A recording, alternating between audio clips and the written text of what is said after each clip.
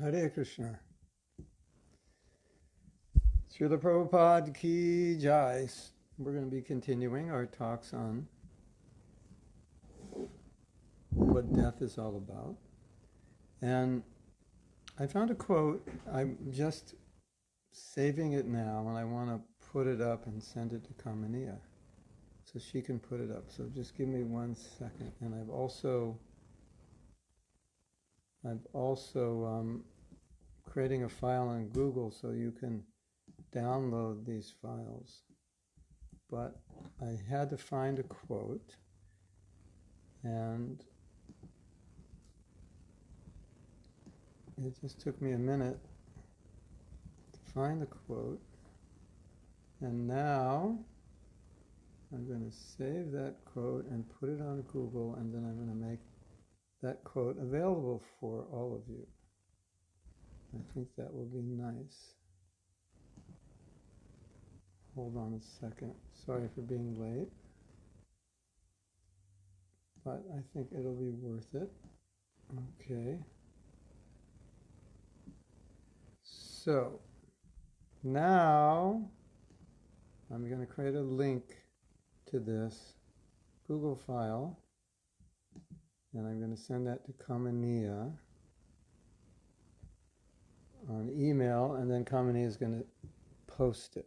Okay, so I should have done this a few minutes ago, but it also takes a few minutes for all of you to get online. So I don't think there's a problem. And these these quotes are very interesting. At least I found them interesting. So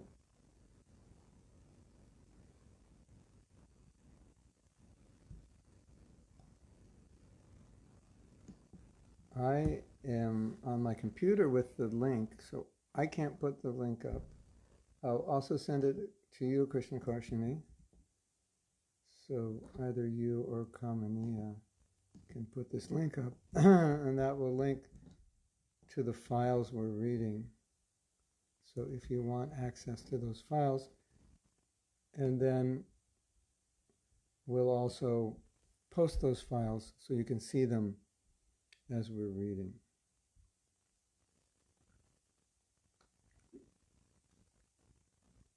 So, yes. So the first, I'm going to give you a little time. There's 3 files in here if you go in there. One is called At the Time of Death, one is called Quotes DDS, and one is called Conspiracy. So Krishna Karshini or Kamaniya, when you go in there, you can download those 3. And I want to start with the first file, which is called Conspiracy. And this is very interesting, I think relevant. And Michael sent this to me yesterday. I found it worth reading. Maybe I should wait a minute till we can get this up. So, Kamaniya, are you here? Yesterday we had a problem and you were here and I couldn't see you after a while. And volume is low, I don't know why. Hare Krishna, Hare Krishna. Krishna Krishna, Hare Hare, Hare Ram. You want me to talk louder? Or maybe the volume's low on your phone. You tell me the volume's low and then I scream and then we find out your phone volume is low. Okay, so I don't know if Kamini is here. Krishna Karshini, can you see if you can access that file? And then it's in, I actually could also send it to your email if you can't access it.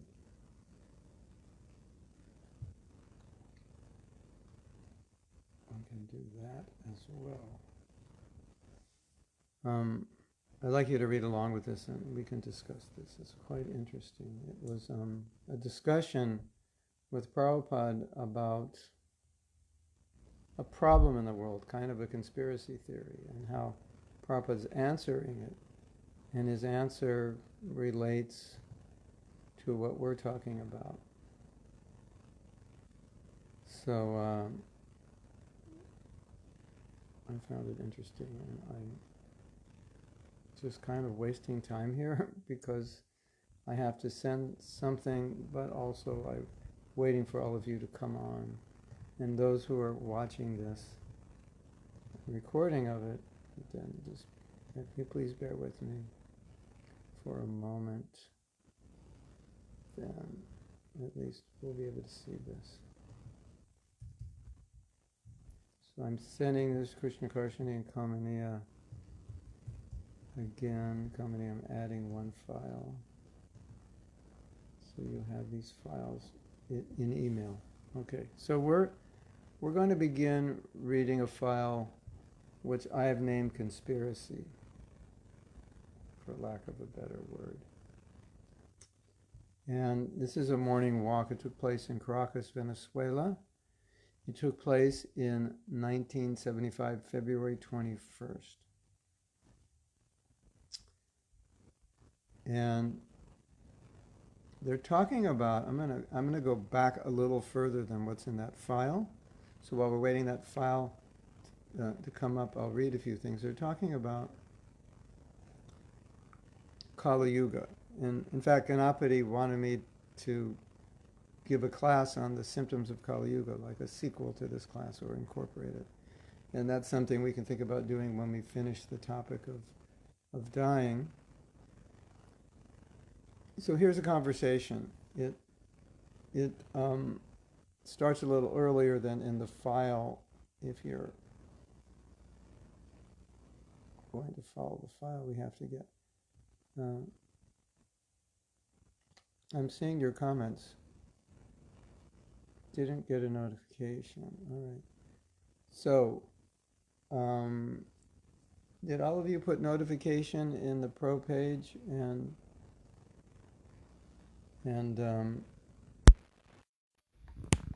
not get it? Because we need to know, because we're just changing pages. Okay. So, if you set the notification and you didn't get it, just let us know.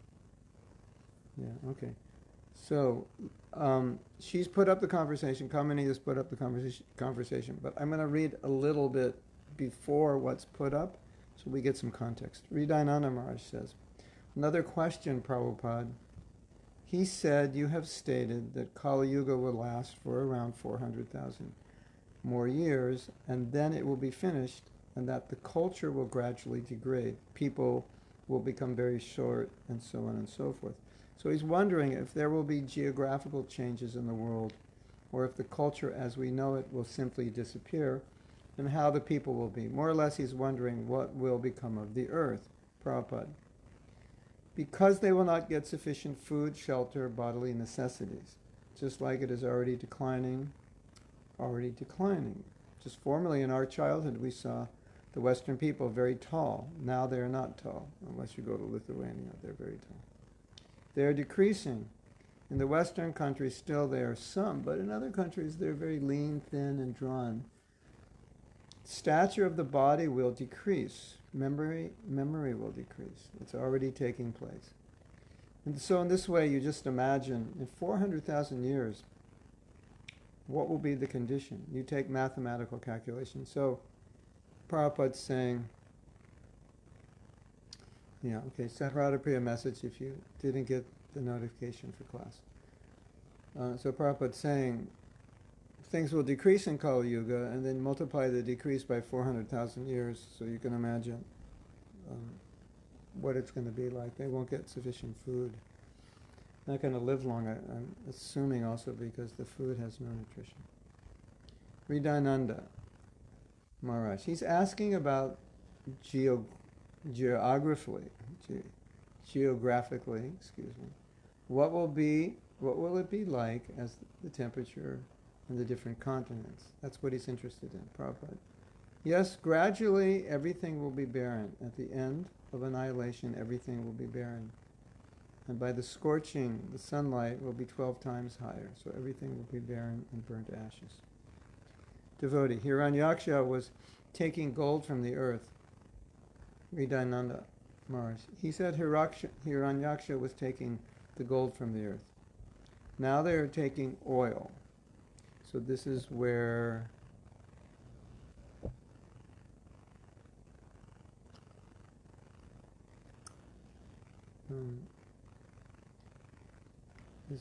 Kamini is. Yeah, so this is where Kamini's quote begins, that she put up. And then Kamini, can you put up the Google? Did you get the Google? I sent you an email, I think, with the Google link, if you can put that up, in case they want to download it. Hopefully that link works. Okay, so, but you can read on the phone here, on the chat. And I think if you're watching this on my personal page, you can see the chat. That's what I understand.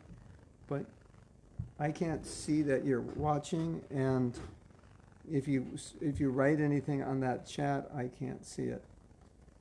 We just found another program that may help us so that we see everything that everybody writes. But right now, if you're on my personal page, I can't see any chat from you. So, devotee, they are taking the oil.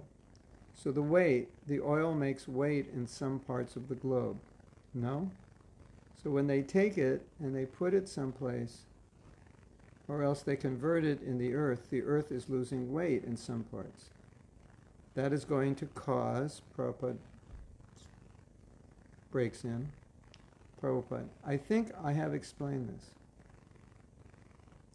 Instead of contemplating what will happen to this world, you have got a short duration of life, say 50, 60 years.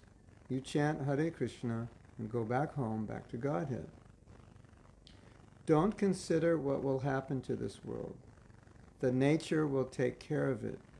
You don't puzzle your brain with these thoughts. You utilize whatever time you have got in your possession and go back home, back to Godhead. You cannot check it. Best thing is that you mold your life and go back home, back to Godhead.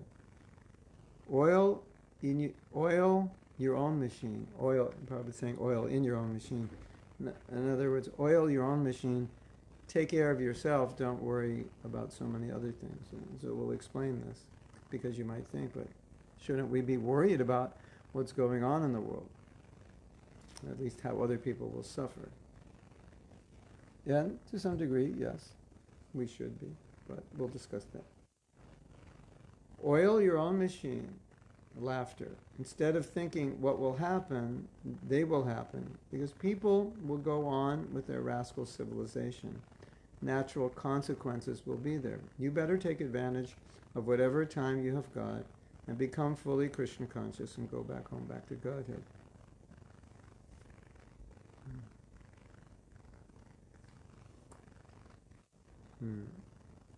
There's another statement. I don't know if I included this.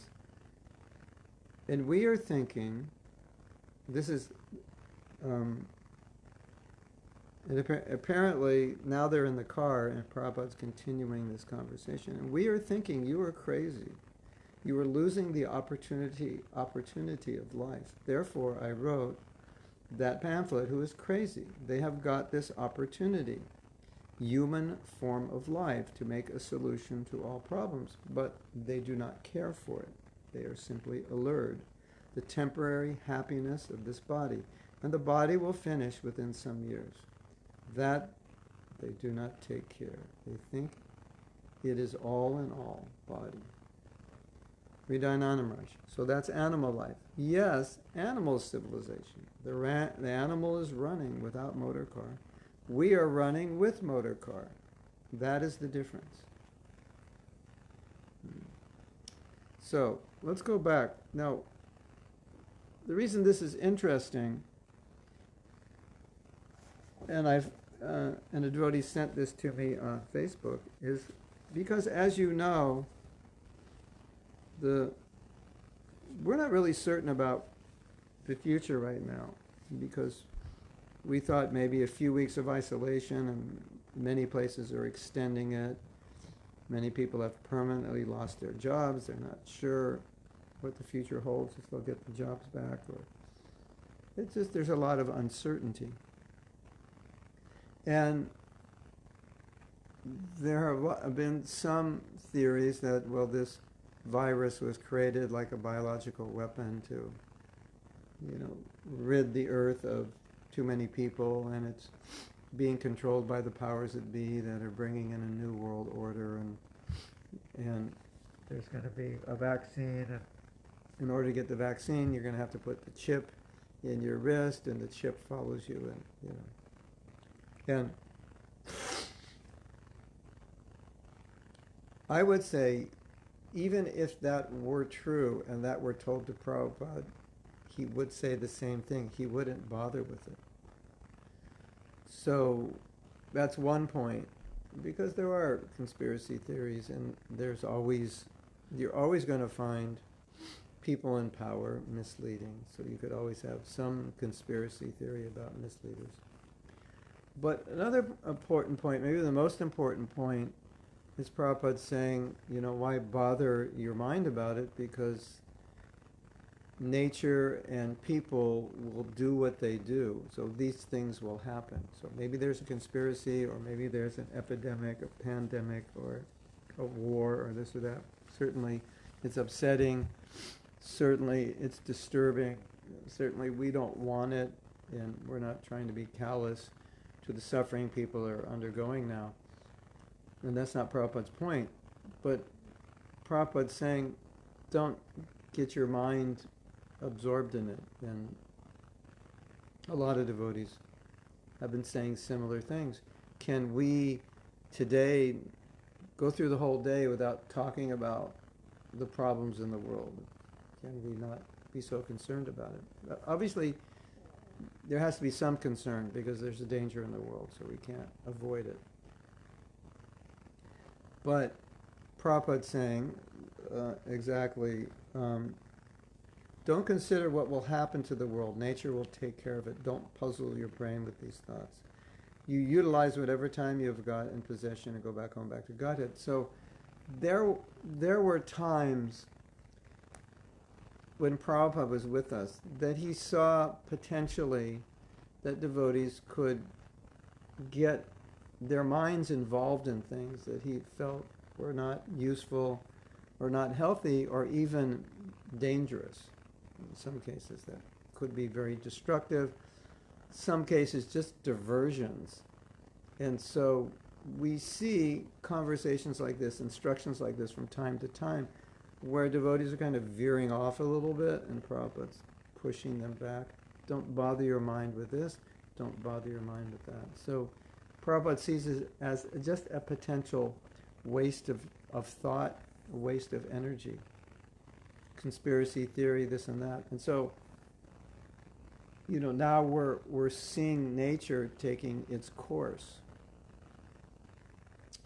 And whether it's because of animal eating, or whether it's because scientists, some people say scientists create viruses to experiment with them, and that sometimes the virus is spread, that they were just trying to understand. So whatever the reason, Prabhupada here, he's not really getting into it. He said, don't bother your mind with it. Nature will, what did he say? Nature will take care of it. It's gonna happen the way it's supposed to happen due to the sin of the people. And realistically speaking, we are here in Kali Yuga. We should have gone back to Godhead a long time ago, but we didn't. So we have a problem. We're still here. And because we're still here, we have to suffer the consequences of Kali Yuga. And if we don't have to suffer it personally, it's around us, and somebody we know suffers it, and we hear about the suffering. And there are many things that cannot be done to alleviate the suffering. It's just, there's a certain extent of suffering that exists in the world that nobody can alleviate. And so Prabhupada is saying, don't bother with it. Don't put your mind into things which are going to happen that you can't change. And then he says, the next, don't puzzle your brain with these thoughts. How is this happening? Why is it happening? Is there a conspiracy? Who's in charge? What's the future of the world? Because they were talking about the future, and Prabhupada's describing the future according to the Bhagavatam, and then after he describes that, he says, but don't worry about it, don't bother your brain with it. And so what does he mean? So then he makes the next statement, utilize whatever time you have got in your possession, go back home, back to Godhead. In other words, don't bother your brain with this, bother your brain with how to become Krishna conscious. So we could take it in this way, that there's always something in the world to bother our brain with. In America, where I live, in Trump's presidency, he was an unconventional president, and he was very, what's the word,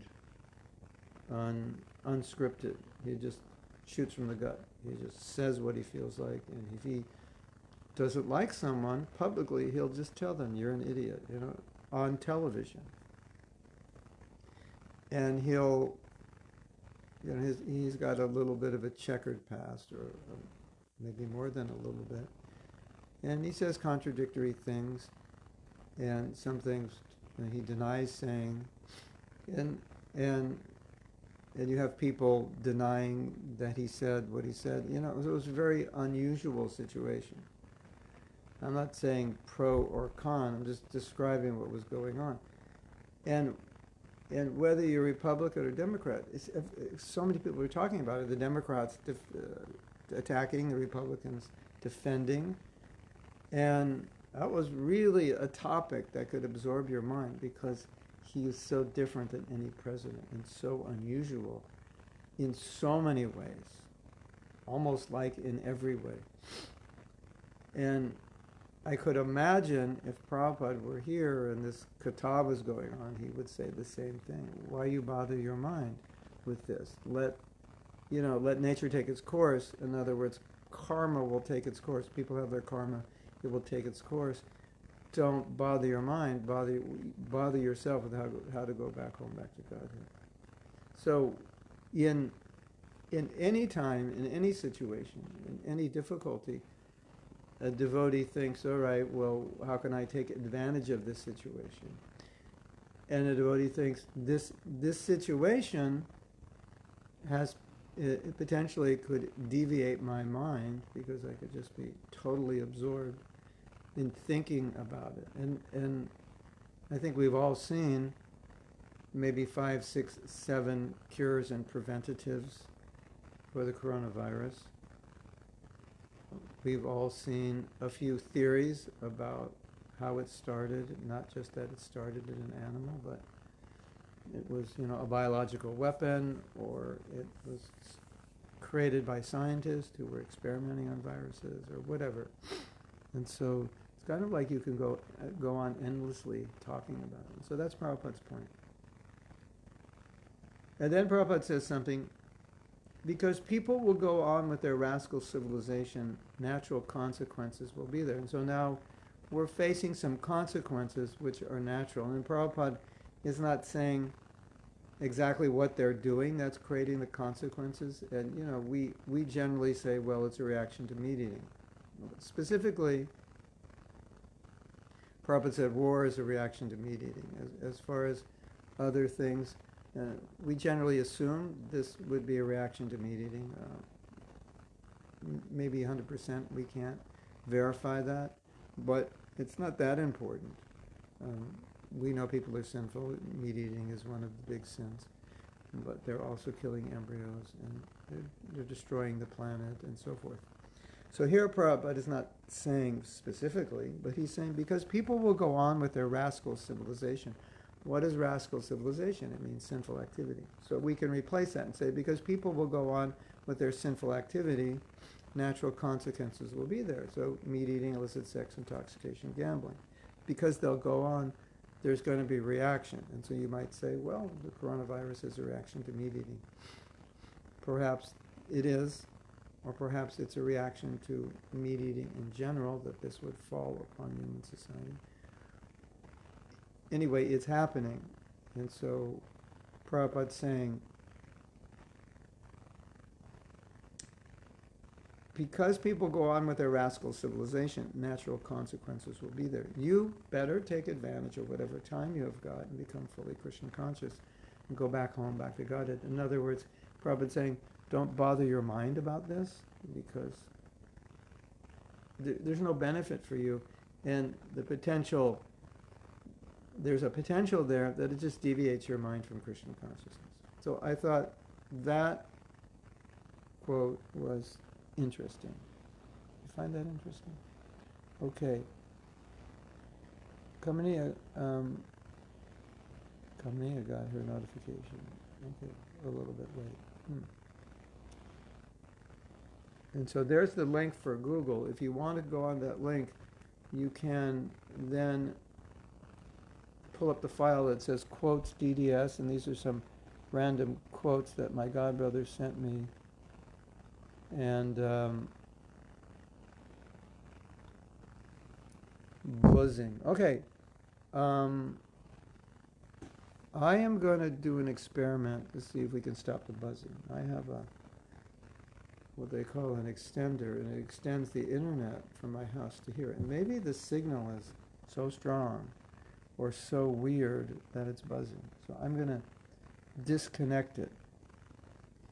And let's make an experiment and see if that works. So let me know, because the buzzing it's internet connection. It's nothing to do with the microphone. I don't.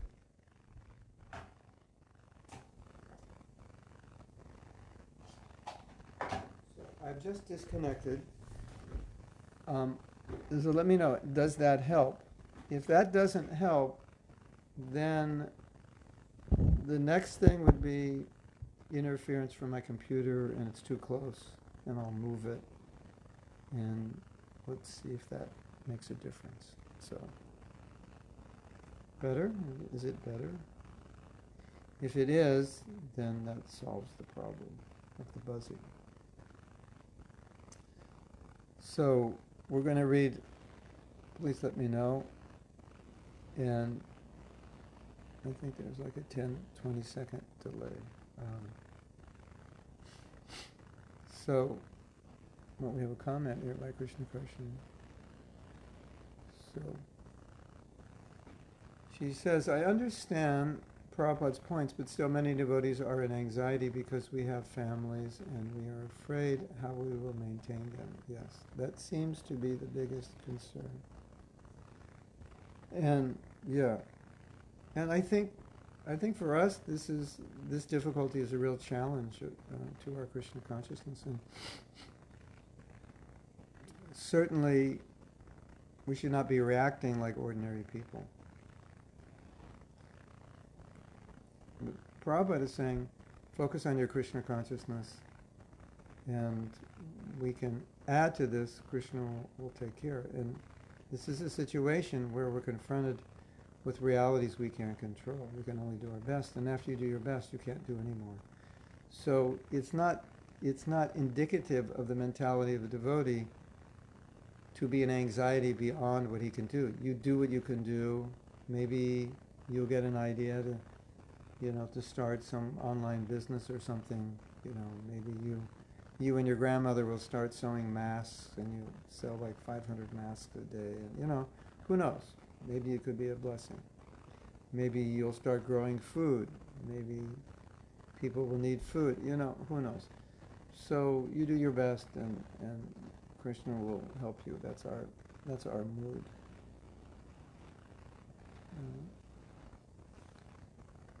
Like Krishna Karshini says in the next post, the next text. That's my point. That focusing on Krishna consciousness might be difficult if we are afraid about the future, especially if we have family. Yeah. So we're supposed to depend on Krishna. So if we're too much in anxiety now, what about at the time of death? That was the point yesterday. And that's been the point in many classes. So we see, remember I gave the example of the boxer. He trains in the gym, and they put different boxers against him. And so this is just training for bigger and more difficult things. And there are places in which Prabhupada says, and the Acharyas say, that we should actually want these difficulties because it's training that we need. So if we're failing by losing faith or too much in anxiety, that's not good. We should be praying more. We should be praying for intelligence. We should be thinking what we can do. You know, a lot of times in these situations, people come up with ideas, and that becomes new forms of sources of income that are better for the rest of their life. So it could be a blessing, not that we just sit and just feel depressed and anxious and so forth. But that's not what Prabhupada taught us to do. Buzzing is still there for me. It's still there. Okay. Let me move my computer. Now I've moved my computer. Is the buzzing still there? If it's still there, it's probably a connection problem. I tried to upload a 1.5 gigabyte file last night.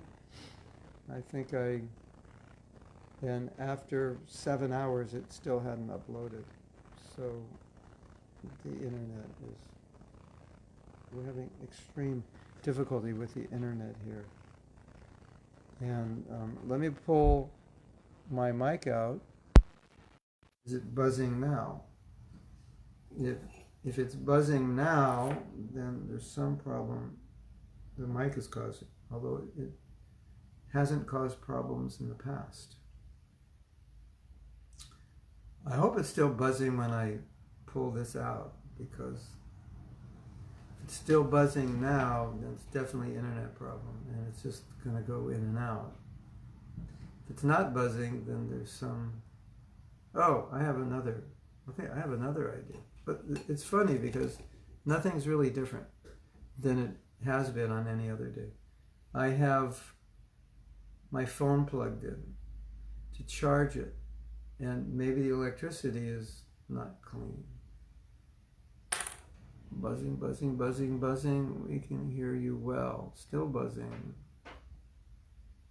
Even with the buzzing, we can hear you. Buzzing still. The same. Okay. Tolerable. Better. No buzzing. It's better now. Oh, it's the microphone. God, that's so depressing. Why would the mic do that? Okay, then if that's what you call a cheap mic. Okay, so I'm going to be closer so you can hear me. Okay, it's not buzzing now. Super now, transcendental. That is so unfortunate. Okay. Bring back my computer. All right. So now if we go to the next document, in fact, I have to bring it up myself.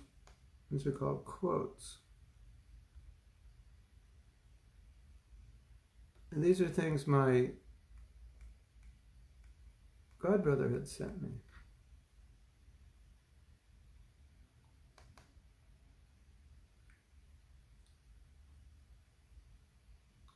So I want to read some, and then we'll discuss. And some of... Okay, I will unplug the phone, then I will plug in the mic. Well, he's suggesting. Now,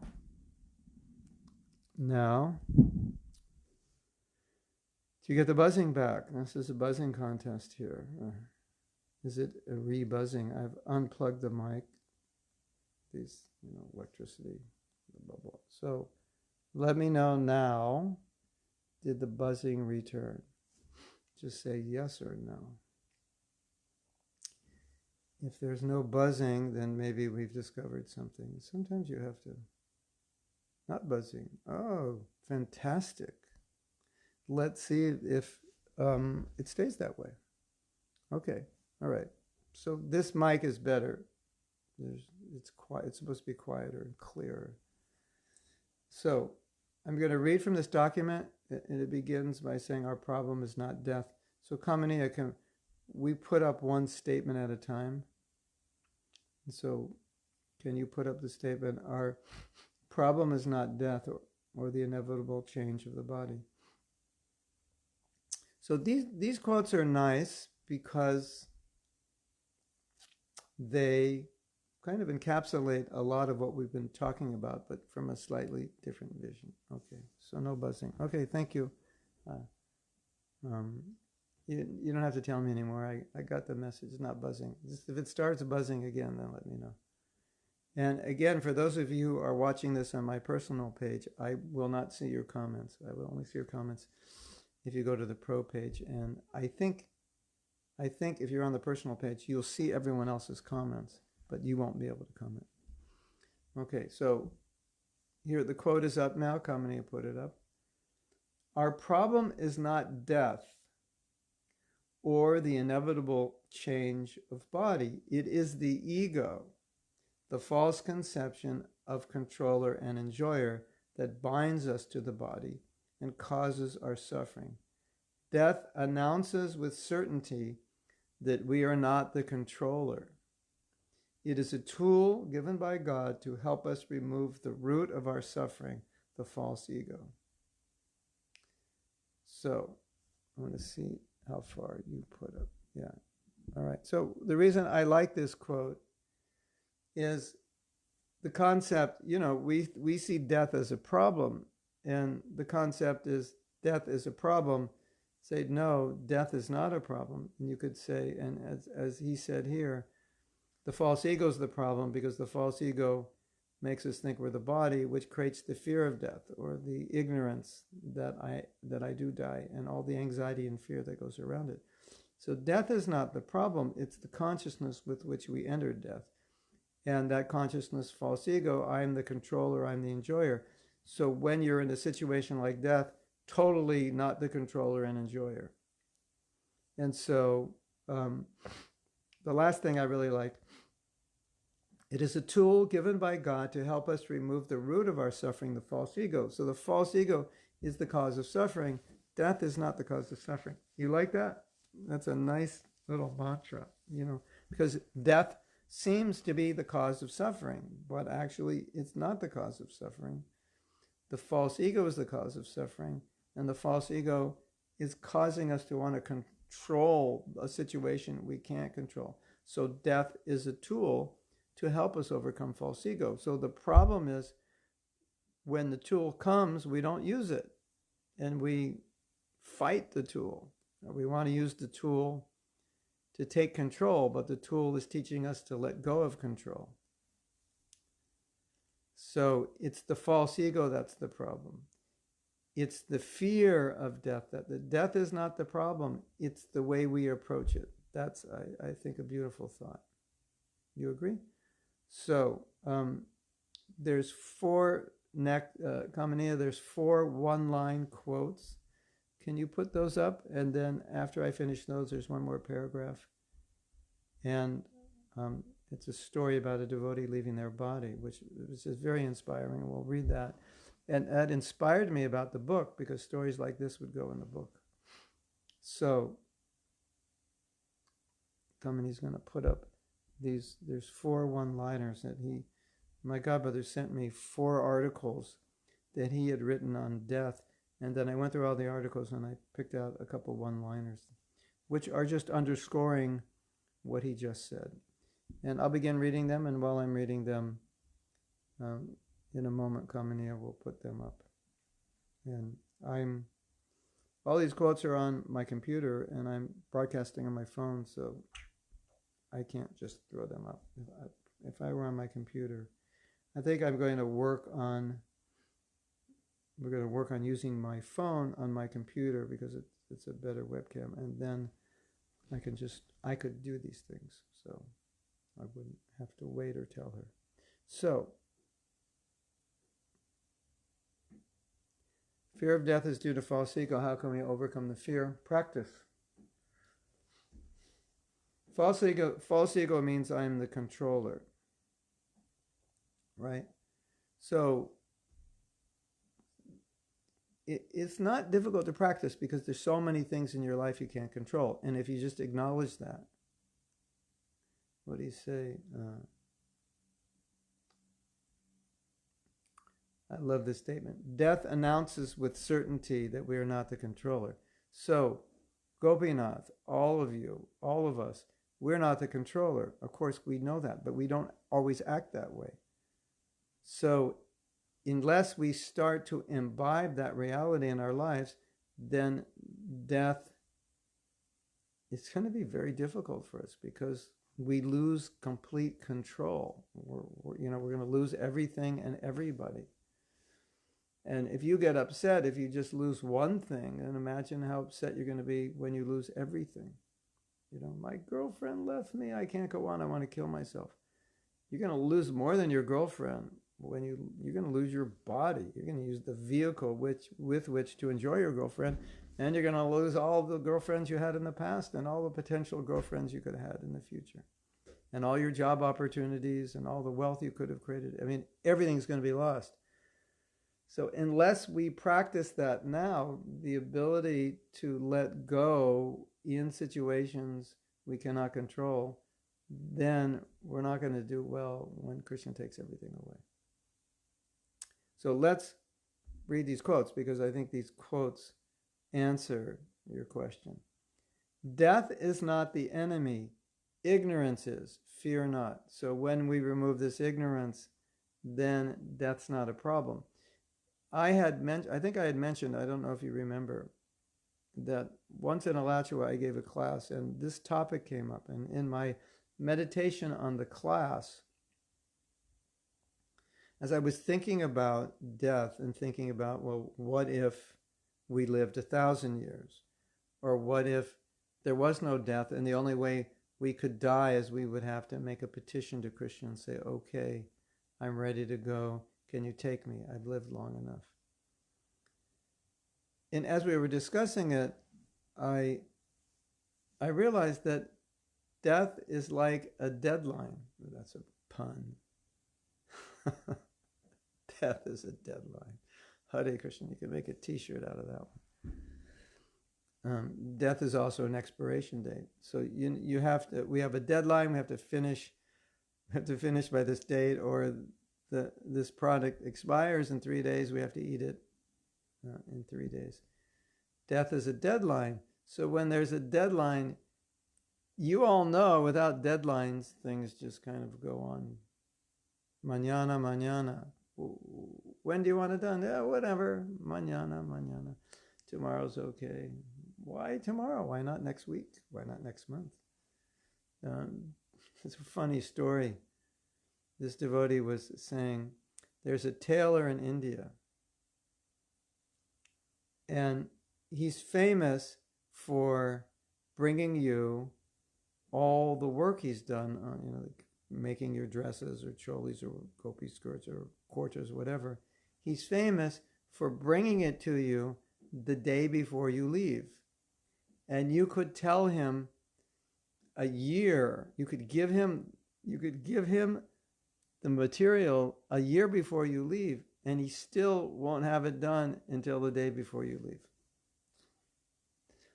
Welcome to India. So of course you're all sitting there. Well, just tell him you're going to leave in a week. And yeah, right. But normally you just say, get it done when you can, but you don't need it till you leave anyway. And so because you don't need it till you leave, so he doesn't do it. So that's what happens when you don't have a deadline. So when you have deadlines, okay, it's a deadline. We have to get it done. Like, let's push on this. Let's create a deadline.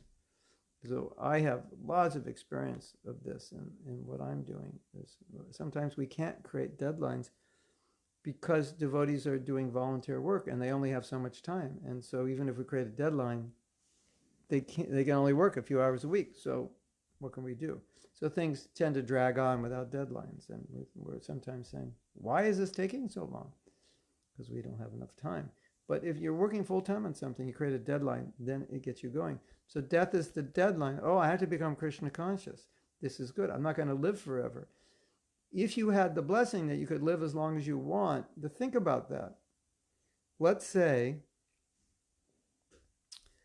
the way death comes is it comes as a petition. You have to pray for it.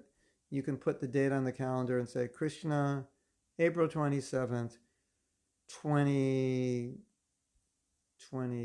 If I were to live 108, it would be 2068. Okay, I want to live out to be 108, so it'll be 2068. I'll live till 2068. Right? And so now we're in 2020, so I'll live 48 more years. And I do some ritual, and then Krishna says, okay, you can live that much longer. What if it were like that? Then what would you do? You'd sit back and say, I've got 48 more years, so no rush. Just kind of like, whatever, it's la-di-da-da-da-da-da-da-da. That's so much time to be Krishna conscious. And then Prabhupada says in his lecture, Maharshi Parikshit had 7 days. You do not know if you have 7 moments. And so many devotees would say, I have to become serious. Why? Because we don't have that much time left. We have to become serious. So that deadline, it's so powerful. So death is not the enemy. Ignorance is. So what does ignorance do? Ignorance says, I'm not going to die tomorrow. I have a long life, and don't worry about it. Sit back, relax. You have plenty of time. Enjoy your pakoras and halava. And, why get so serious about Krishna consciousness? Have a little fun, lighten up, Prabhu. You're too serious. So, no, and Prabhupada's saying, Krishna doesn't like a casual devotee. Krishna likes a serious devotee. And Prabhupada's saying, you don't know how long you're going to live. And as devotees often say, I don't think I have enough time. I don't know how long I'm going to live, but I feel like I need as much time as I could get to be Krishna conscious. So death is not the enemy. Death is actually helping us. And so the enemy is the false ego. The enemy is the fear. The enemy is the resistance, so that we don't think about it. The enemy, like one devotee said after I was giving these classes, she said, these classes really helped me. And up to this point, I could not even read about death. I could not talk about it. I could not think about it. It just had so much resistance to it. And I think we're all a little bit like that. But death is not the problem. The resistance to it, the ignorance is the problem. The not being ready for it is the problem. Not talking about it is the problem. You agree? That's why I like this quote, Hare Krishna. So ignorance, Paran Ananda says, even in the situation we can understand that we are at least in one way or another under the control of COVID-19. Yeah, we're definitely, if you think you're the controller now, then I feel sorry for you. It's like, what does it take? What does it take to understand? Look at your life and look at all the things, you sprained your ankle, you fell off your bike when you were a kid, you scraped your knee, your best friend turned against you, your girlfriend ran away with your best friend, or your boyfriend ran away with your best girlfriend, a relative died when you were young. What is it going to take for us to just say, okay, I'm not the controller. I can't make, what's it going to take? I can't make it work here. It's not going to work here. And everybody else, you go online and you go look at the TED Talk and they'll tell you how to make it work here. We've got this and new discovery and this class in psychology. If you think this way, you'll get this. And, and all these things are helpful, no doubt, but still we're living in a context of so many things we can't control. So, you take a class and you learn about something you can control. Oh, I took this great class. It's helping me control my emotions. Great. That's going to help you. But there's still tons of other things you're not going to be able to control. So there's not enough classes where you can control everything. You're not Lord Brahma. Even Lord Brahma can't control, right? You know the story. Hiranyakashipu says, make me deathless. Brahma says, sorry, I can't give that to you. I don't even have it. So even Lord Brahma can't control everything. What to speak of us? So I think we need to ask ourselves that question, like what's it going to take? How long is it going to take before I just say, I just have to stop trying to control. This one devotee just sent me a lecture about Vaishnava qualities. And this devotee is interesting because this devotee thinks that I don't act like a Vaishnava.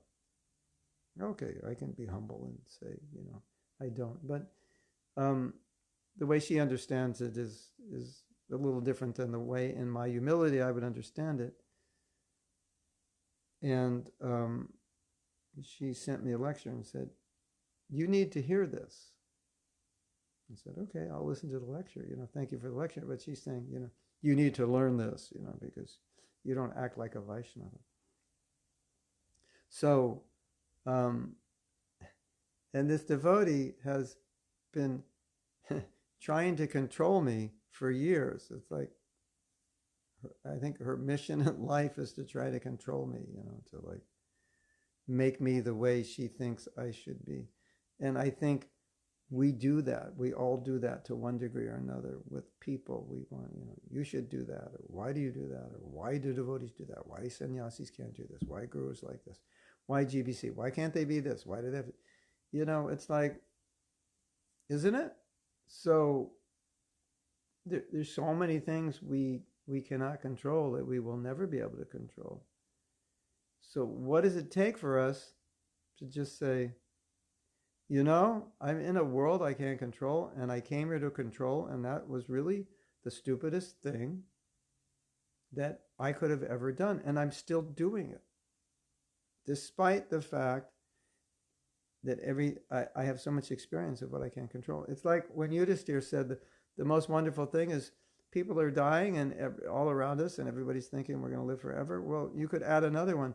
The most amazing thing. What's the most amazing thing? Well, next to that, the most amazing thing is everywhere around us are things and situations we can't control, and we're trying to control everything around us. Hare Krishna. Isn't it a fact? So then the question we have to ask ourselves is, well, what's it going to take for me to get it? Because if I don't get it, how will I die in Krishna consciousness? I'll be resisting. I'll be struggling. No, it's unfair. Krishna, why did you do this to me? I'm so young. I don't deserve it. I served you. I did book distribution for 20 years. You're going to go through all of that on your deathbed? Oh my God, that would be horrible. But you understand what I'm saying. If we're not able to accept now, what's going to happen then? Are you going to turn against Krishna? Because look at, I'm only 56. Lifespan for the average person is 75. Why are you taking me away? Why did you give me a cancer? Why are you allowing this to happen? I was just developing this new project. It's going well, and we'll resist it. So death is not the problem. The resistance of it, the false ego is the problem, right? So, yes or yes? Okay, another comment by Parm. Now in Poland, you can't go anywhere without a reason. You can't go to the forest. There will be universal order to wear a mask on your face. Yeah. So you think you're the controller, you'll get arrested if you don't wear a mask. That's not much of a controller. Sorry for the bad news, but our playing God right now is a really bad time to play God. Don't you think? Because if you try to play God, you could get sick. Just want to go anywhere and everywhere.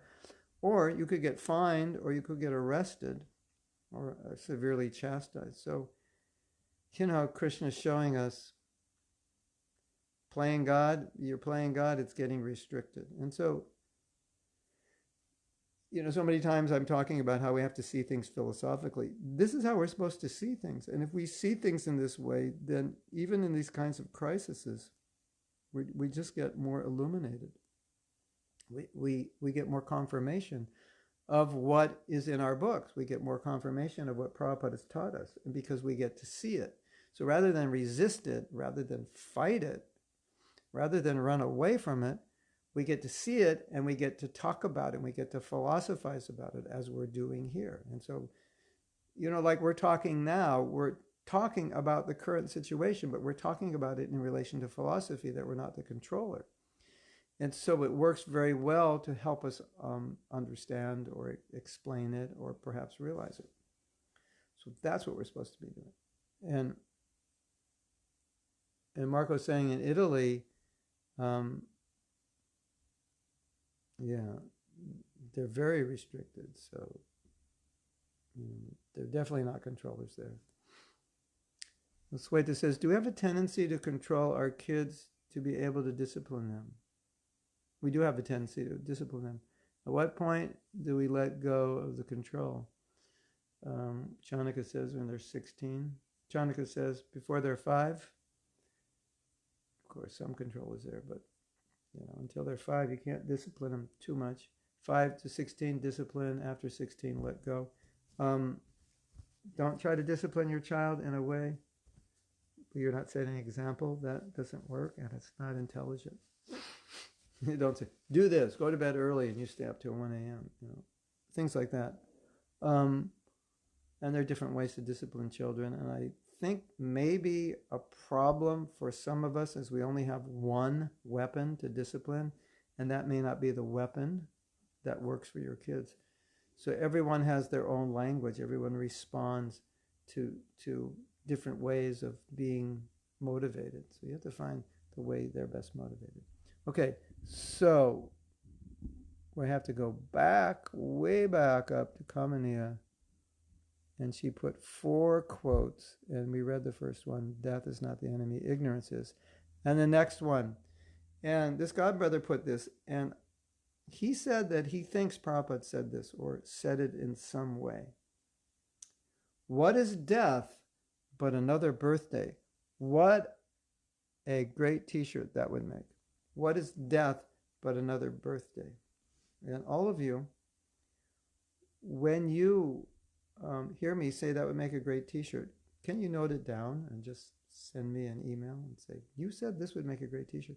Because I've probably said that about 50 times. And if you all send them to me, I could start my t-shirt company, or somebody could start it. You know what my idea was? This is a little deviation, but I want you to think. I want you to think about this idea. Let me know what you think. I thought you get these classic quotations, and it doesn't have to be a t-shirt. It could be a beautiful dress that's just got embroidered on the dress. What is death but another birthday? Something like that. Could be a hat. It could be a nice shirt, not a t-shirt. It could be a sweater. It could be anything. And so I was thinking, I don't know the name of the company, but these are clothes that preach for you, because you walk around and people see it, and the statements have to be so provoking and so, whoa, that's heavy, or wow, I never thought of that, or wow, that's amazing, And so you don't say anything, you're not intruding, it's being said for you on your clothes. And so we developed this whole line of clothes that preaches. So just by going out, people seeing, probably some conversations are going to start up just in your ordinary affairs of, or going to work. And every day they're waiting for you. You have like 365 different shirts, and they're waiting, what's he going to wear tomorrow? So, I was thinking of that. I think I even had a name for it, some kind of, like Pracharine clothes. Pracharine means preaching, Pracharine threads or something, preaching threads or, whatever.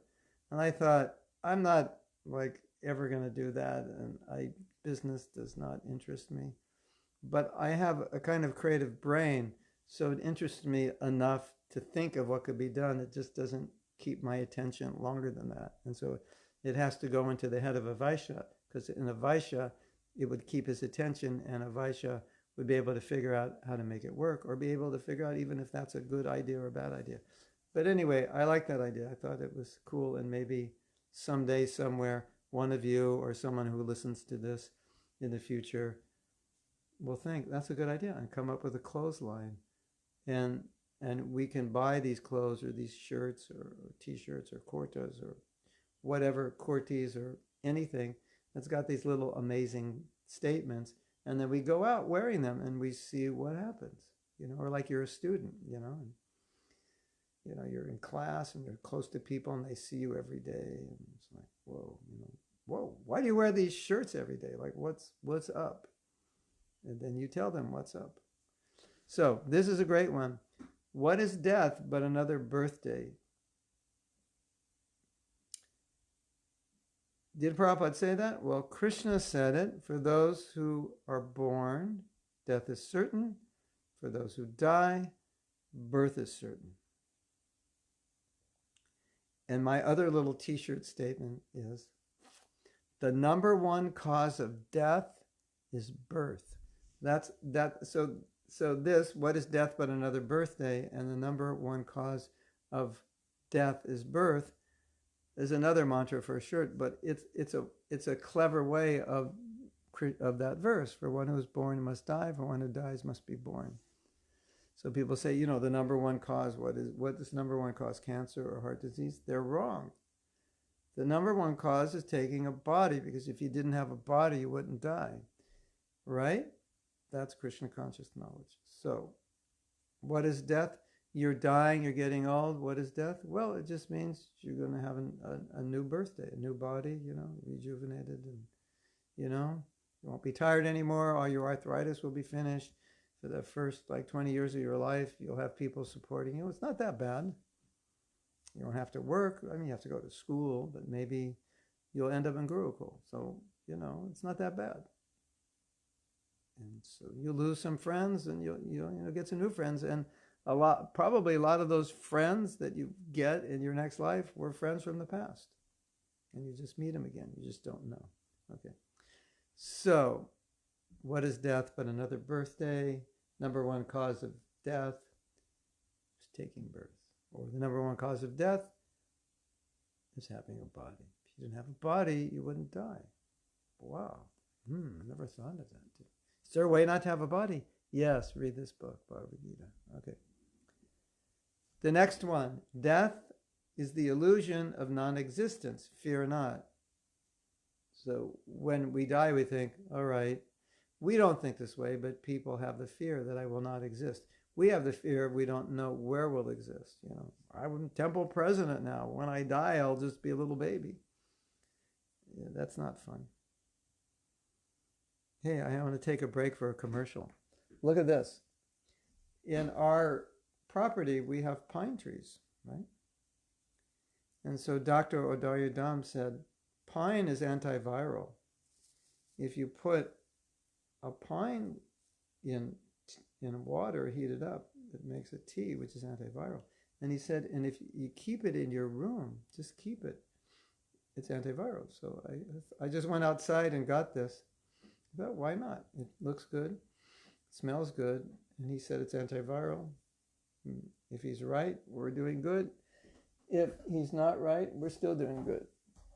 So if you have pine hanging around, you may want to do that. And yeah, interesting, isn't it? That was just a commercial for pine. Okay, death is the illusion of non-existence. Okay, so we don't have to, we know this. This is more for non-devotees. And the last one, death will force us to overcome our false ego if we are willing. So we had discussed this. Yeah, that's why death is good. We need it. So all of you, chant this mantra. We need death to be Krishna conscious. We need it. It's good. It will force us to overcome our false ego. Do we need to be forced to be Krishna conscious? Yes. Yes. Do you need someone behind you forcing you? Do you sometimes become lazy? Yes. Sí, señor. I'm lazy. Mañana. Do we need someone to push us so we do it today? Sí, señor. Ahora. push me now. So death is good. It pushes us. As you get older, you get closer. And like, okay, I don't know how long I'm going to live. I want to get absorbed in Krishna consciousness more and more. You see that with older devotees. They get very absorbed, much more so than when they were young, because like, well, I don't, I want to get as absorbed as I can, and I don't know how much time I have, so every day matters. Or I want to do amazing service, and I don't know how much longer I'm going to be in this body, so every day matters.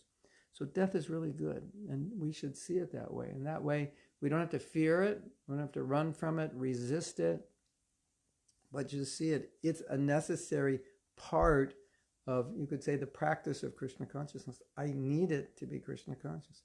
That's another t-shirt. I don't know, maybe not another t-shirt, but it's a nice mantra. I need death to be Krishna conscious. I need it. If I didn't have it, it would be a huge problem.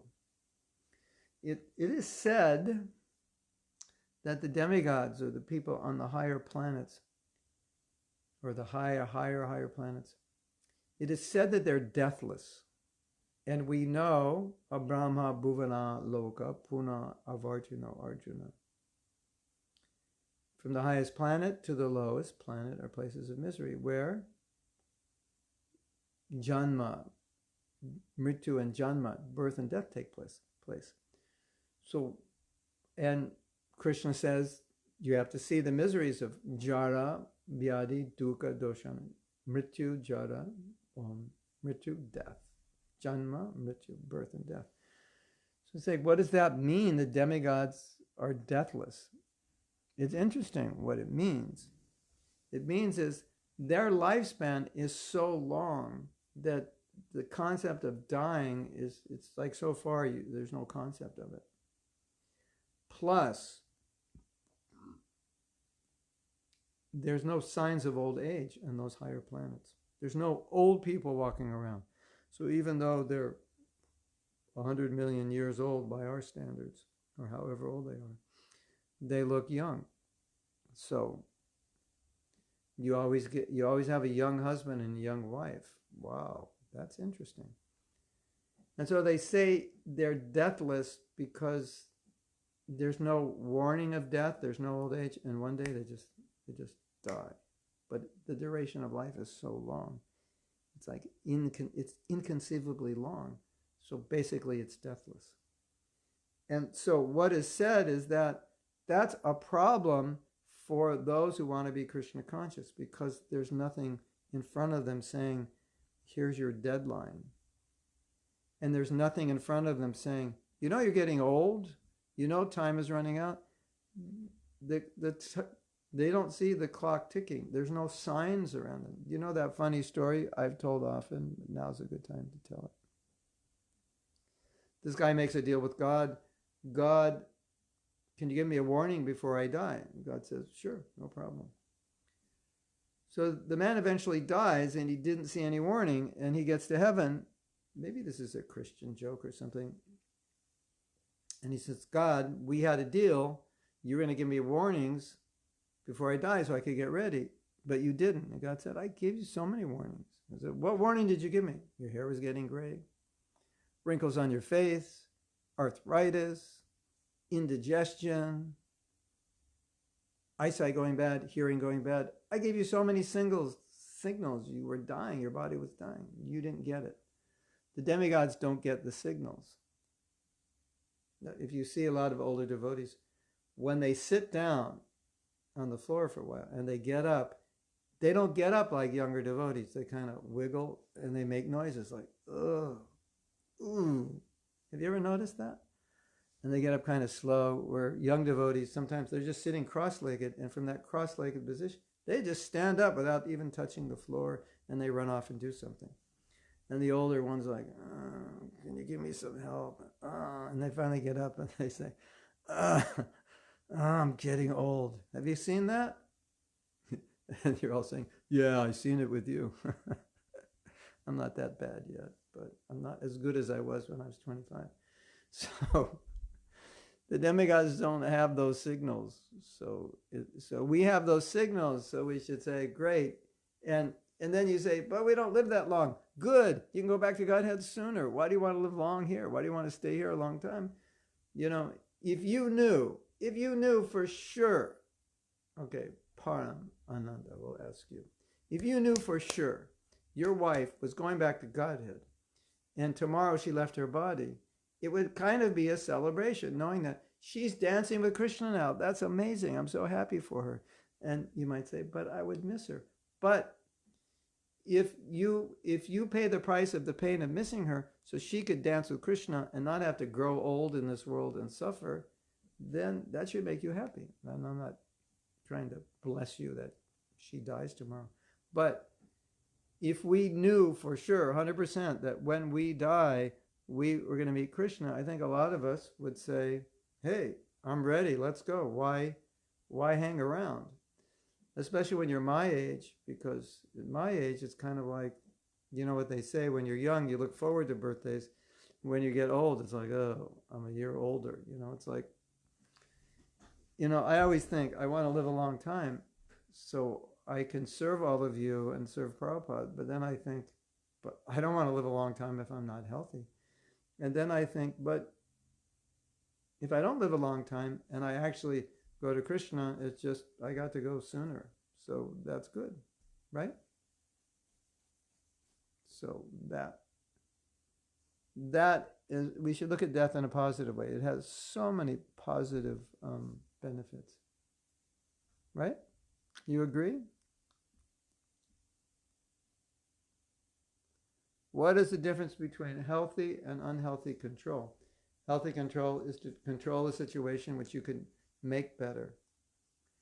So the two factors are, you can actually make it better. There are actually two factors. Here's a situation that could be made better. Let's say a situation that should be made better and you can actually do it. So you can chant better japa, control that. You can eat what you need, not more than that, control that.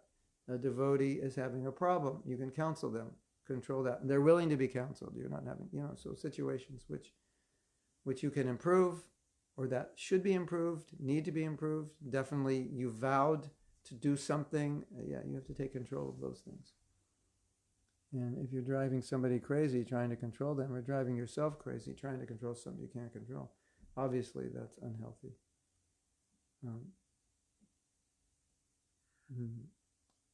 Yeah. So I think it's really, really helpful if we see death as something necessary, as something positive, and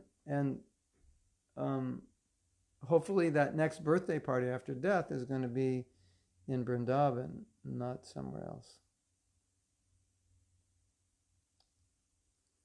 Close with deep message. Yeah, Krishna Karshini is going to start the business tomorrow. Kamini says, t-shirts, hats, these are easy to sell. This is our expense, all right? So, Kamini, you want to make some? Some of these cool sayings. I have so many cool sayings, and I actually have a file, I think, that says t-shirts. Should I read it to you? Some entertainment here. We need entertainment. These classes are long. Oh, I thought I had a file that said t-shirts. I don't find it. T-shirt list. Let's see what's in that file. You never know what you find in my computer. There's all kinds of interesting things. Some devotees sent, I'll just read it. We're taking a little break now because, we've been talking about death and maybe we need to talk about life. So a little break, and then we're gonna go to a story about a god sister, how she left. It's a really inspiring story. And I'll just read the story, Kamini. You don't have to put it up. But now we're going to take a break. So I asked a devotee about t-shirts. And I don't think they're all great, but I would say something. I'd say that would be a good t-shirt. And it was just, maybe not a t-shirt, maybe a good one-liner. So here they are. And if you like, we can post them, right? I'll read them. And if you want, we can post them here or on Facebook. T-shirt number 1. Give up your causeless unwillingness to surrender. Causeless unwillingness to t-shirt 2. And this one I really like. The problem with ISKCON is that I am not a pure devotee. The problem with ISKCON is that I'm not a pure devotee. Wow. I love it. That was taken from Mother Teresa. The problem with the world is that I am a sinner. So I changed it. Next t-shirt. How long are you going to make Krishna wait for you? And this was based on the class that we're not serious. And Krishna's waiting for us to become serious because he wants us to go back to Godhead. Or Krishna is waiting for you. How long are you going to make him wait? Deep Message Clothes Company. Okay, Krishna Karshini, give me 10% of your profits for the idea. Tendency to be controllers is deeply. Parker says, I have a friend tattooed on his body, I'm not the body, on his calf. And people come up and start conversations about it. Oh yeah, so maybe we can do tattoos instead of, maybe we can do tattoos instead of clothes. if that's your mood. Yeah, maybe Harley's going to start the business. Who knows? Easier than having your own t-shirt company or clothes line would be to get someone to print small runs of t-shirts for you. I can share my experience with that. Yeah, of course. Let's do it. Maybe we'll all support ourselves now. I'll print the t-shirts, I'll ship them out to you, and then you're the wholesalers. I'm the wholesaler, you retail them. Rati Kelly said she has some t-shirt quotes. Yeah. Ask her to send them to me. I'm like the t-shirt quote guru.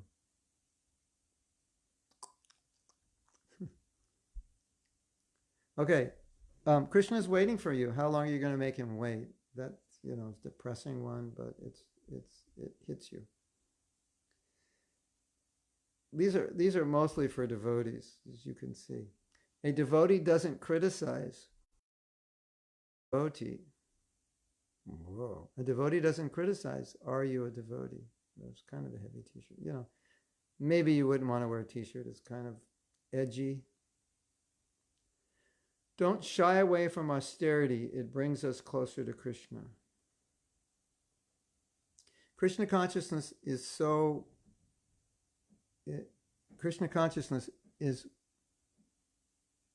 much more powerful than your conditioning, I would just say. Krishna consciousness is much more powerful than your conditioning. Anyway, we could put these quotes on Facebook every day. I have to explain the next one. Have you had a that's it moment lately? That's it. Let me explain that. It was from a class, which we actually basically explained it here. And the devotee says, this is referring to that's it, the that's it mantra. That's it. I can't live this way anymore. That's it. I can't chant this way anymore. That's it. I can't go day after day without reading Prabhupada's books. So, have you had a that's it moment lately? That's what it means. You ever had a that's it? Arjuna had a that's it. Okay, I surrender, Krishna. That's it. I can't fight. That's it. I can't figure this out. That's it. That's it means I had enough. That's it. I'm not going to do this. I've had enough of bad japa. I've had enough of getting up late. That's it. Have you had a that's it moment? And if you haven't, I hope that you have one soon.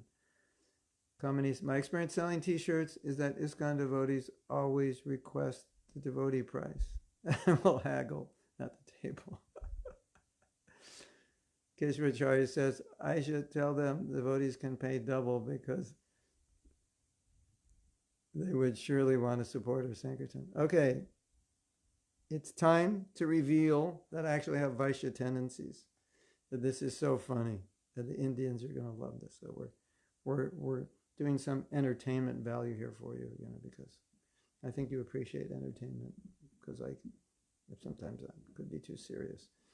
Although that's a little difficult for me to be too serious, but I do get serious sometimes. Serious enough, but we want to balance it. So you may have heard this story before, but it's so funny and it's so true. So years ago, I had a business, and we would go out and do shows and festivals and fairs, and we had a whole line of jewelry we were selling. And originally we lived in India and just buying jewelry there, and then we found other connections of jewelry made in, you guessed it, China. And so then I had other devotees working for me. So at one point we had 2 other devotees going out, 2 or 3 other devotees going out, doing various shows. And so we would talk about problems and how to deal with it. And one problem we had was whenever Indians came, they wanted everything, you guessed it, half price. So I think Kamaniya, probably we were all Indians in our last life, devotees, and so we kept that half price thing, That samskara kind of carried over, and, we have a Russian fan page where we post these. Well, Nadia, send me an email and I'll send you these quotes here. So we were thinking, what are we going to do? And then we said, okay, when Indians come, pull up all the price tags. So there's no prices there. And we were selling necklaces for around $50, as I remember. So I think we were selling the necklace, let's say, for example, we were selling a necklace set for $50. So they would come and they would say, how much is that? We would say it's 100.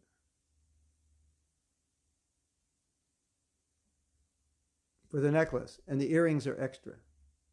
And they say, what do you think they would say? You're absolutely right. If you know math and you know how to divide by 2, that's what they would say. I'll give you $50. And we would say, and we would go into a big act. You're killing me. I'm not, like Prabhupada says, the businessman says, I'm not making any money. You're killing me. I can't do that. 50, and we'd say 75. They'd say 50. We'd say 65, and they'd say 50. And you'd say, okay, 60, and I'll give you the earrings. And they go, okay. Or whatever it was like 65 with the earrings. And they finally go, okay. And 65 was actually our price.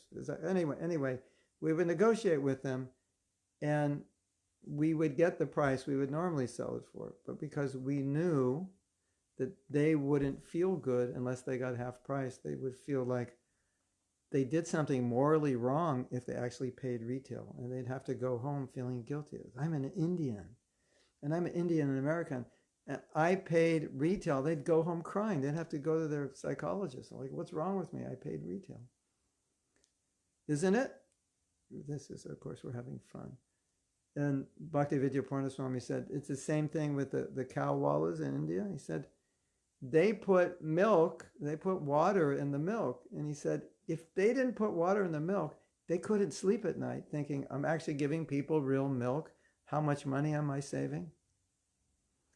And then Jayapataka Maharaj said, no, it's not true they put water in the milk. They put milk in the water. Hare Krishna. So,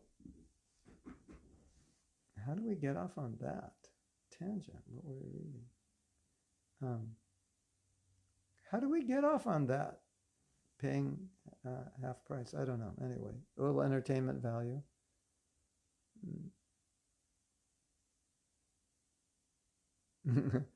Kamaniya has a message for anyone. Oh yeah, I remember. So I said, Kamaniya, when the devotees come, they ask you how much is the t-shirt, you say it's $40. And they go, $40 is too much. You go, well, this is special cotton and this and that. If you buy it in the store, it's actually $150, blah, blah, blah. But you can have it for 20, and 20 is your price, and they'll be very happy. Devotees are cheap. I don't know how they got so cheap. not because they don't have money. I mean, it's true. Some are cheap because they don't have money, but it's like devotees don't like to spend money if they don't have to.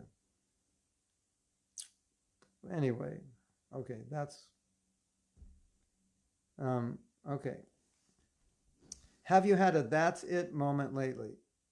So maybe we'll just make these t-shirts for ourselves. You can go online, also make your own t-shirts, one off. Number 8, are you resistant to your reality? Are you resistant to your, are you resistant to your reality? I could probably said better, but are you resistant to acknowledge your reality and deal with it?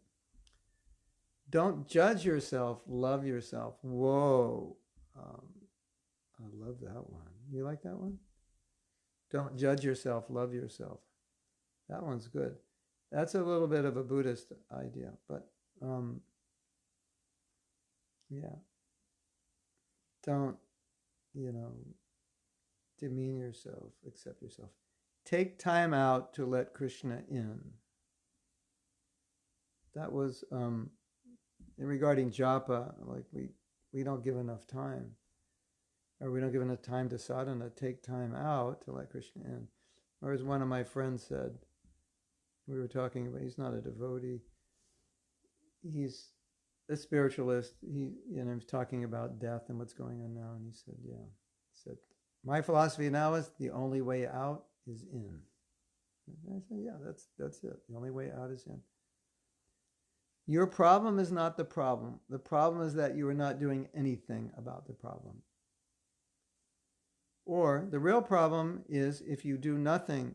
The real problem is that you're doing nothing. The real problem is to do nothing about your problem. Here's a good one. I think this is good for non-devotees. Love the people you hate, even though you hate to love them. Love the people you hate, even though you hate to love them. This would be great for a class,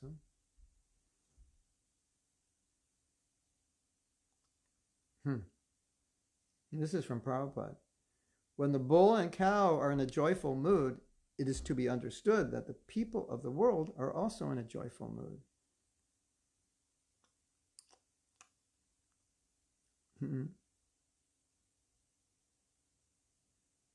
Oh, okay. Take time out to let Krishna in is seriously a t-shirt. All right.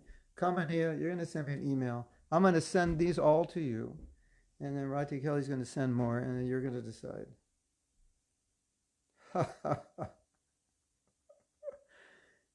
When devotees come crying, don't slap them with shlokas.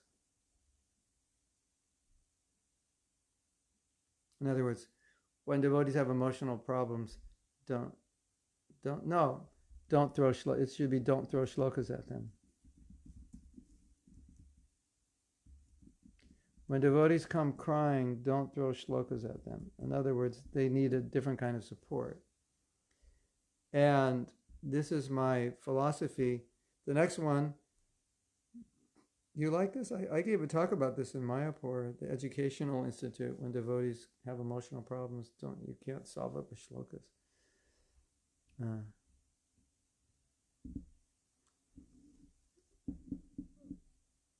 And here's my advice for being Krishna conscious and being healthy: never stop dancing. So I think that's a good one, Kamaniya, for kirtan, isn't it? Never stop dancing. What's your philosophy? What's the philosophy of Krishna consciousness? Never stop dancing, except to eat prasadam. We'll put that in there.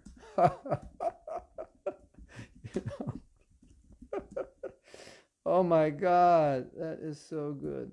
You know what Prabhupada said? He used to say in the early days, chant and dance, and when you get tired, take prasadam. So that's all we did all day was chant and dance. When we got tired or hungry, we take prasadam. So this one, never stop dancing, parenthesis, except to eat prasadam. Wow, that is so funny.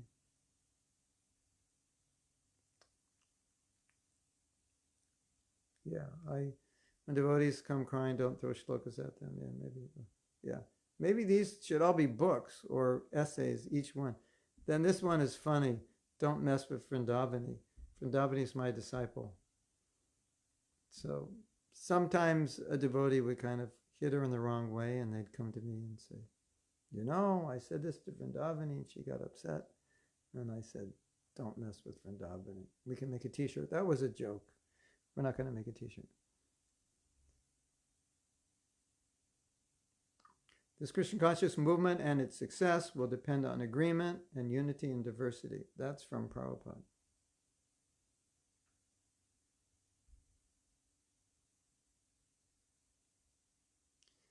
I don't understand this. A t-shirt with a picture where you see a dog sitting up, and he's a devotee, and the devotee is paying obeisances. I don't understand why. Maybe that's, we respect all a series of essays. Maybe I could just give talks on these. That's easier for me to talk than write. Don't go back to Godhead. Okay, number 18, if anybody knows, remembers that lecture, why the devotee is paying obeisances to a dog, and a dog is, maybe that was Jagannath Das Babaji or Gorkishore feeding the dogs. Don't go back to Godhead alone. Take people with you. The test of our actual sincerity to serve the spiritual master will be in the mutual cooperative spirit to push on this movement and not make factions. That's a lecture from Prabhupada. Reworded as, the test of our actual sincerity and dedication to serve the spiritual master is if we cooperate. That's kind of long. Here's another one. Check this out. I'm tolerating the happiness. Or tolerate the happiness. You know, people are like, what? Tolerate the happiness? Yeah. Do you think we need to tolerate distress? And I say, yeah. Well, you need to tolerate happiness because that's duality. You need to get in the middle. If you can't tolerate happiness, you can't tolerate distress. That's it. Such an interesting, that would be an interesting book title. Tolerating the happiness. Might not sell any books, but it would catch their attention. Oh yeah, here's my classic. Kamaniya, you might want to do this one. So many problems, one solution. Hare Krishna, Krishna Krishna, Hare Hare. Hare Ram, Ram Ram, Hare Hare.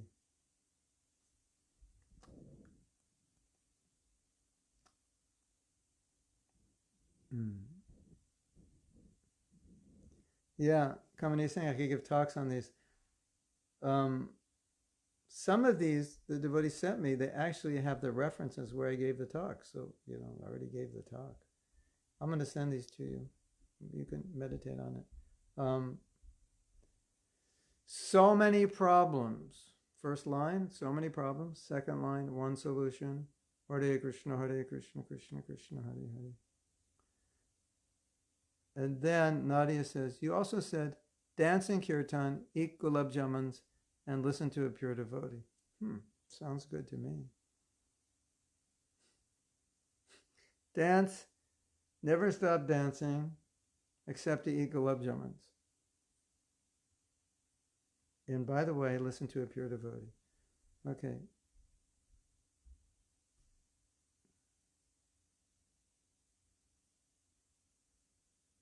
Here's one.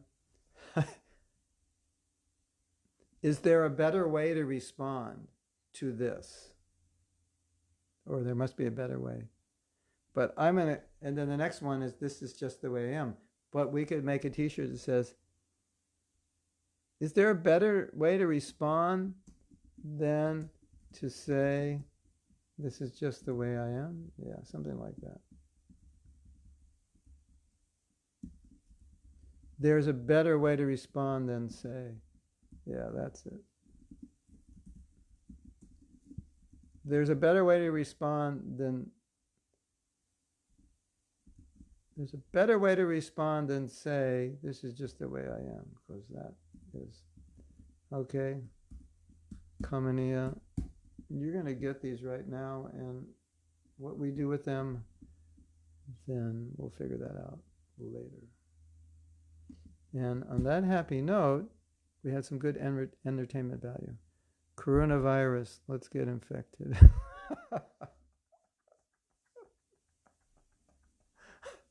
I love that, Marco. I'm going to put it on there. Coronavirus. Let's get infected. Yeah, that's classic. Okay. So, Kamaniya, you're now the recipient. And so we'll talk about it because she's got experience and we'll meditate on what we can do with all these quotes. So, yes. So that is good. And today, what's today? Monday? We are going to have a class, 7 o'clock, an additional class, 7 o'clock on every Tuesday night. And it's going to be in Espanol. Of course, I will give it in English for all of the Spanish devotees. And Anurada, I don't even know if you know this, but it's going to talk to Prem Kishore. 7 o'clock, it's going to be on Zoom, I believe. Maybe, maybe not. We'll see. My favorite one, only a fool leaves Krishna consciousness. Okay. Note that down, Kamini. We have to add that. Okay, why don't you all send me my one-liners? Because if you remember them and you think they're worth remembering. You know, especially when I'm sure in these last classes I've given, I've probably got a few good one-liners in there. I don't remember them. Oh, I want to tell you, we're going to read about Gauri tomorrow. I'll say this thing about Gauri is amazing. But I want to tell you something to validate what I just said, that I don't remember what I said, but I think I said, this sounds proud, but I don't mean it to be this. I think I said some good things here and there, some good one-liners come up. And so there's a story that Srila Bhaktisiddhanta told a disciple, I don't think they had recorders there, he said, take notes on my class and then read them back to me because I am a mouthpiece. He said, he gave the example, I'm a loudspeaker. I don't even know what I'm saying. I don't even realize what I'm saying.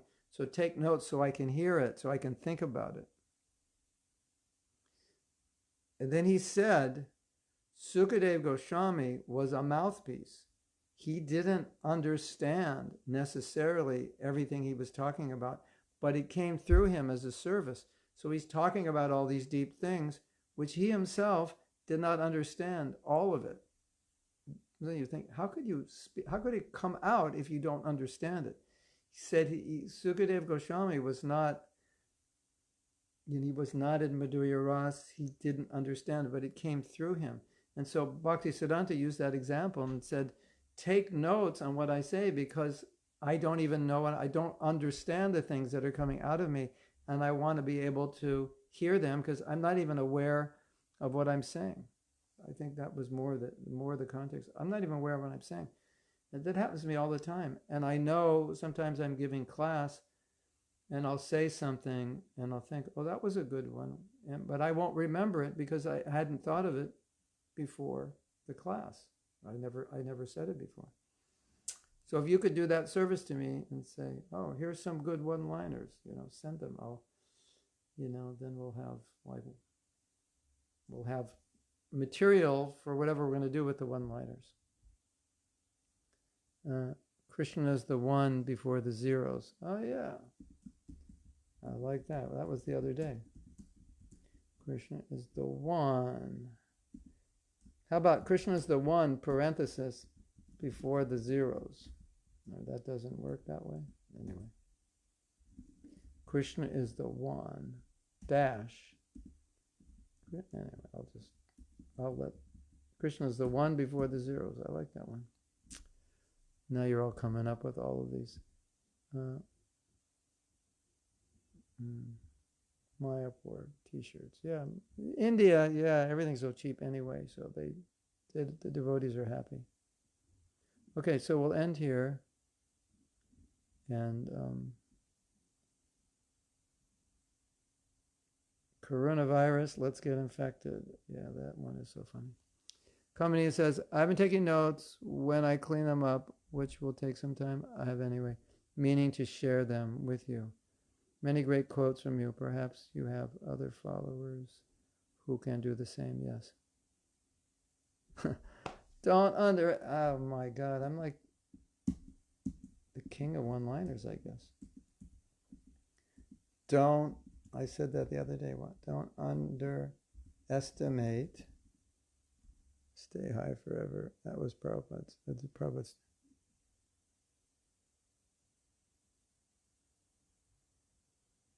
I was once, she said, sometimes I was giving a class and I was writing down what I was saying because I was like, oh, that's interesting. I never thought of that. Don't underestimate the power of your stupidity. Hare Krishna. So, hopefully these Krishnas inspire me to say these things, and hopefully these things will be helpful. Okay, so we'll see you tomorrow. Today's Monday. There's no other classes today. And then Spanish will be Tuesday, and then we're going to do another one at 9:30 on Tuesday in Spanish. And then Thursday will be Russian. That's going to be, I forgot what time it's going to be. Nadia, what time is that going to be? Like 3. So anyway, we'll post it. But as you know, because I don't speak these other languages, that even if it's in Russian, I have to speak English first. Even in Spanish, I have to speak English first. Then Wednesday, we're doing Chinese. I don't know how I'm going to, I guess I could open up. Chinese is on a special platform called WeChat. I don't know if you're on WeChat. If you want to hear the Chinese class, open up the program called WeChat. And all the Chinese devotees are on WeChat. It's the WhatsApp of China. But I can try to broadcast that also. So we'll work on that if I have the bandwidth to broadcast from 2 devices. Okay, Hare Krishna, have a good day. And don't forget, never underestimate the power of your stupidity. How about this one? Don't underestimate the depth of your stupidity. Isn't that better than, do you agree? Depth is better than power?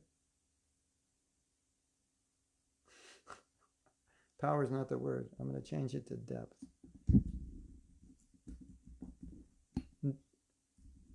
Then I'm going to say, never underestimate the depth of your stupidity.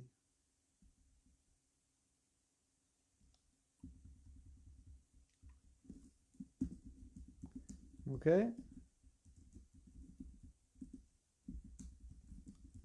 Okay, I'm going to send those to you, Kamaniya, just for fun. Okay, Hare Krishna, everyone. Srila Prabhupada ki jai.